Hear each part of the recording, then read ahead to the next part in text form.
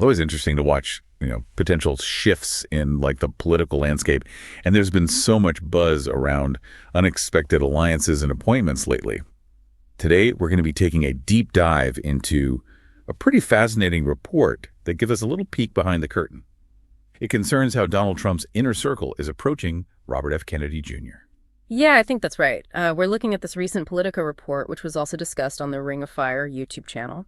And it seems to suggest that there's some strategic planning going on, and it's planning regarding RFK Jr. and the possibility of him having a significant role in a potential future Trump administration, potentially as the Director of Health and Human Services. Exactly. And what we want to unpack for you today is, what does this report tell us about the dynamics between Trump's team and RFK Jr., particularly around the idea of him possibly leading HHS? Okay, so let's get into it.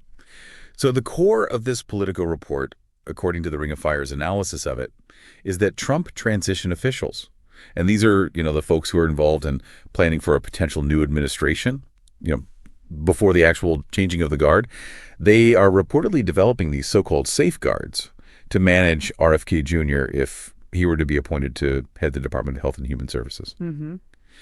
So what's really fascinating here is the how of these safeguards. The report indicates a plan to install several longtime GOP allies in key senior roles across the health department.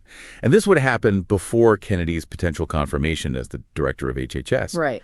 So you can think of it as strategically placing these trusted individuals, in positions of influence within the agency, perhaps in areas like, policy, budget, legal counsel. Yes. So the reason given for this move, according to Politico, is to make up for what some see as Kennedy's lack of extensive government experience and AJ credentials.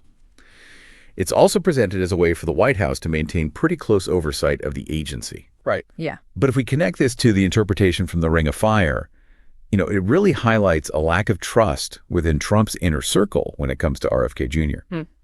The Politico article itself even uses this phrase, short leash. And the commentary really emphasizes this idea of, keeping him under tight control. Yeah.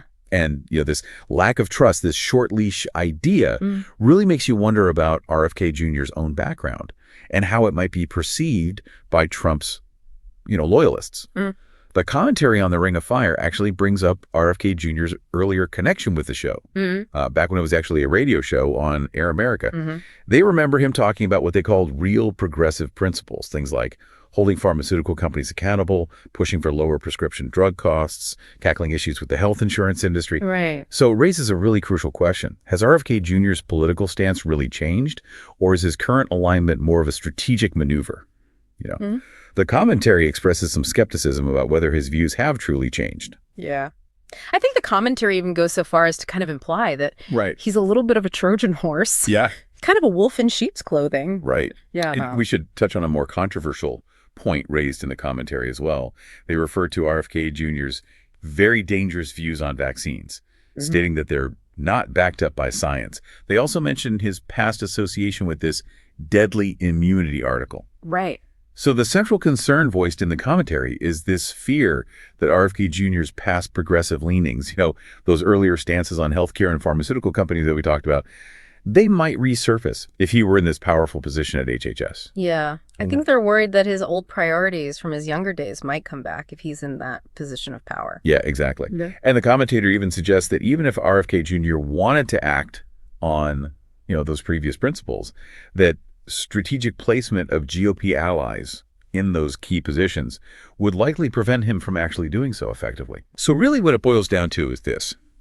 The report seems to point to a really calculated effort by Trump's loyalists to potentially limit RFK Jr.'s influence. If Trump were to win another term. Yeah. And it seems to stem from this clear distrust and concern about RFK Jr.'s past political positions. Right. It seems to be this idea that he can't really be trusted to follow the party line, so to speak. Yeah. And that he needs to be kept under a watchful eye. And what's really interesting is it paints this picture of potential internal friction, this lack of unified vision, even before a prospective administration takes office. Exactly. And, it really makes you think about the nature of political alliances. Considering all this information, what does it suggest about the challenges of trying to reconcile such diverse viewpoints within a single administration? Right.